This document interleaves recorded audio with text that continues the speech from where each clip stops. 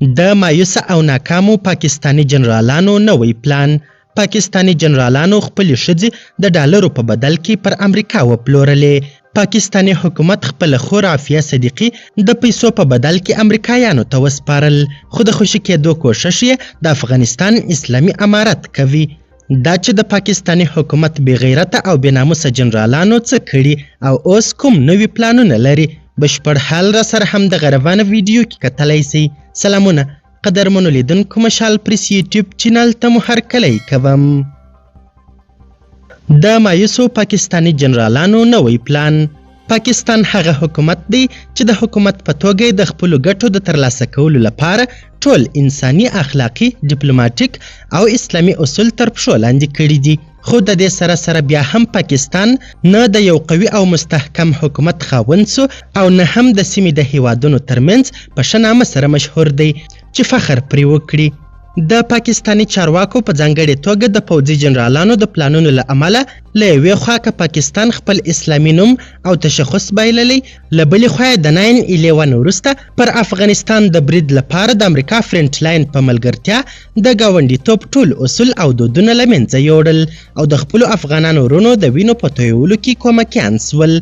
پر دې کفایت ونه کړ، بلکې د خپلې خور عافیه صدیقي په رقم یې زرګونه افغانان د 15,000 ډالرو په بدل کې پر امریکا وپلورل، چې په دې سره د بې غیرتۍ په تاریخ کې خپل نوم په لومړي مقام کې ثبت کړ. د ټولو ډیپلوماټیکو اصولو پر خلاف یې یو ټاکل سوی او منل سوی سفیر دښمن ته په لاس ورکړ. پاکستان د خپلو ټولو سرغړونو او بدیو سره سره بیا هم د خپلو ګټو لپاره په ډیره بې شرمۍ د افغانستان سره د ښو اړیکو ډول وهي او مسلسل به یې دا دعوې کولې چې د افغانستان سره موږ زیاته اندازه مشترکات لرو، موږ مسلمانان او د یوه دود، کلتور او ژبې ګاونډیان یو. خو په اصل کې پاکستان د افغانستان نه د اسلامیت، نه هم د دود او نه د کلتور یا همسایتوب خیال ساتلی. په 2021 میلادي کال کې په افغانستان کې د فتح او د اسلامي امارت د قیام سره سم پاکستاني چارواکو د خپلو خواهشاتو نوملړ اپډیټ کړ او د اسلامي امارت د مشرتابه مخې ته یې کېښود، چې د اسلامي امارت مشرانو په دې لهجه وررد کړ. دلته فقط د افغان ملت ترجیحاتو او فرمایشاتو ته ترجیح ورکول کیږي. په دې سره پاکستاني جنرالان ډیر زیات مایوس ول. مایوسه پاکستاني جنرالانو د افغانستان څخه د غچ اخیستنې او په افغانستان کې د بد امنۍ د خپرولو په موخه خپل جاسوسان په کار واچول.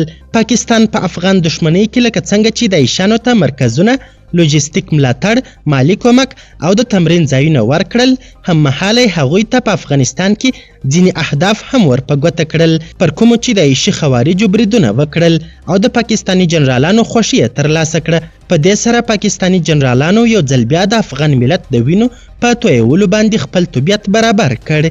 د داعش په نامه د خارجي ګروپ د لا کنټرول په موخه پاکستاني جنرالانو یو نوی پلان تیار کړی چې د داعش د سیمه ییزې قومندې د لاسته راوړلو لپاره خپل کسان په دوی کې داخل او هلته مقرر کړي، چې د دوی لپاره په حکومتي لګښت د جوړ سوي ګروپ لښکري تویبه کسان په داعشي خوارجو کې وګماري.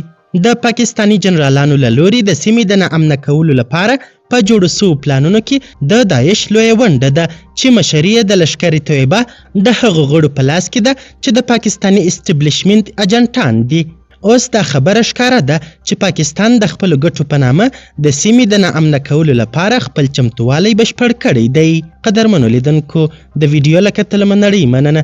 د لا زیاتو او نورو لحظه پر لحظه خبرې مطالبه لپاره زموږ همدغه مشال پریس یوټیوب چینل سبسکرایب کړئ. تر بیا او بلې ویډیو ښه وخت ښې چارې د الله په امان.